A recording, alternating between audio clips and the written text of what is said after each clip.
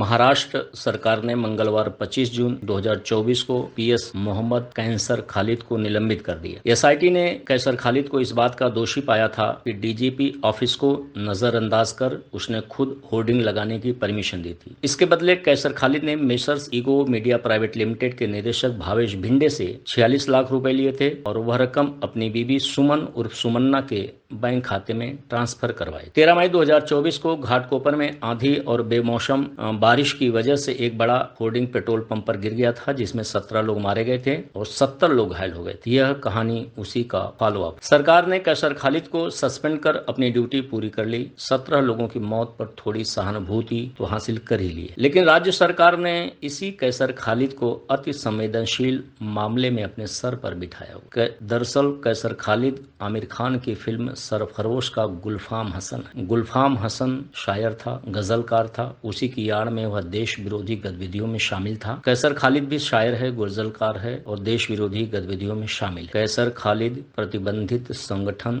सिमी की गतिविधियों को बढ़ावा दे रहा है। ये सब आरोप मैं खुद कैसर खालिद पर नहीं लगा रहा हूँ। पुलिस की सीक्रेट रिपोर्ट बता रही है कि कैसर खालिद देश विरोधी गतिविधियों में शामिल है। चलिए थोड़ा विस्तार से बता। मोहम्मद कैसर खालिद मुंबई पुलिस में पोर्ट जोन का डीसीपी था। सबको मालूम है कि इस जोन के डीसीपी की कमाई बहुत है। डीसीपी बनते ही कैसर खालिद ने लूट मचा दी। कैसर खालिद नाम से ही लोगों को घिन आने लगी। मोहम्मद कैसर खालिद ने तेल और गोदाम माफियाओं को प्रोटेक्ट करना शुरू किया और उसके बदले मोटी रकम ली। मुंबई पुलिस ही नहीं, पत्रकारों को भी ये पता है कि अंडरवर्ल्ड ही तेल माफिया है। अंडरवर्ल्ड के अलावा चिंदी चोर और सिमी के सदस्य भी तेल की तस्करी करते हैं। रिश्वत लेते लेते कैसर खालिद की उनसे यारी हो गई। कैसर खालिद भी सिमी की गतिविधियों को बढ़ावा देने लगा। ये सब बातें किसी से छुपी नहीं है। मुंबई पुलिस उन पर खुद कोई एक्शन नहीं ले सकती थी, इसलिए राज्य सरकार के गृह विभाग को एक सीक्रेट रिपोर्ट भेज दी। इस रिपोर्ट में सिमी के नाम का उल्लेख नहीं किया, लेकिन रिपोर्ट का आशय कुछ ऐसा ही है कि कैसर खालिद सिमी का सदस्य बन गया है और देश विरोधी गतिविधियों में शामिल हो गया। आश्चर्य है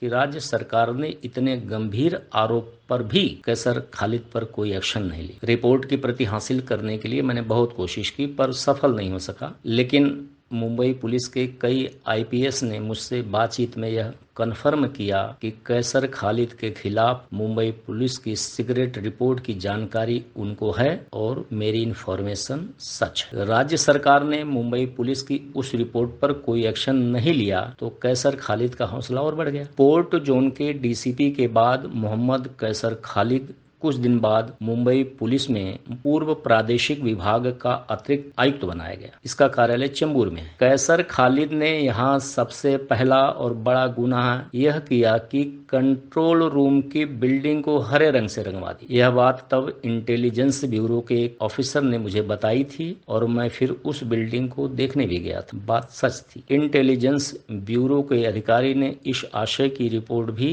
अपने उच्चाधिकारियों को दी थी। कैसर खालिद से उसकी ऑफिस में सिमी के सदस्य बिंदास मिलने आते थे। कैसर खालिद के पूर्वी मुंबई का एडिशनल कमिश्नर बनते ही मानखुर्द, चीता कैंप, शिवाजी नगर, ट्राम्बे और कुर्ला के जितने भी क्रिमिनल्स थे एक्टिव हो गए। वे कैसर को खालिद भाई बुलाते थे। मुंबई, नई मुंबई और ठाणे में ट्रकों से सरिया चोरी का एक बहुत बड़ा रैकेट स्थानीय पुलिस स्टेशन के सीनियर इंस्पेक्टर की जानकारी में होता है। सरिया चोर सीनियर इंस्पेक्टर को बड़ी और फिक्स रकम देकर चोरी कर। इसमें एक अतिरिक्त जानकारी मैं आपको ये दे दूं कि कुछ स्पॉट पर ट्रकों से सरिया चोरी नवाब मलिक करवाते हैं। नवाब मलिक एनसीपी के लीडर हैं और इसके पहले की सरकार में कैबिनेट मिनिस्टर थे। सरिया चोरी के इस कांड के एक सदस्य ने तब मुझे बताया था कि नवाब मलिक ने ही कैसर खालिद को पूर्व प्रादेशिक विभाग का एडिशनल कमिश्नर बनवाया। इसलिए नवाब मलिक के सरिया चोरी के धंधे को कैसर खालिद ने संभाल लिया, यानी